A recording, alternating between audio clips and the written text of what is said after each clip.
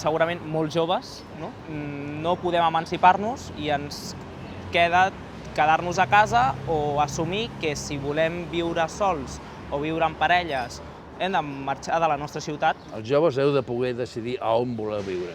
A quan està el salari mínim? Ho saps quan està el salari mínim? 1.080 euros. I a quan està el preu mig d'habitatge en aquesta ciutat? A 1.077 euros. Barcelona ha de ser una ciutat on la joventut hi trobi no només qualitat, possibilitats professionals. El govern d'aquests últims anys, el govern de la senyora Colau, ha sigut un desastre en aquest sentit. De manera que hem de reaccionar. I per això parlem de construir 5.000 habitatges l'any, 20.000 al mandat. Què tenim que ens protegeixi? Quines lleis o que ens protegeixi els joves per seguir?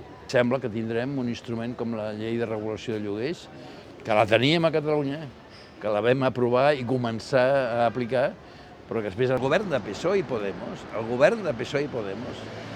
la va dur al Tribunal Constitucional perquè se la carreguessin.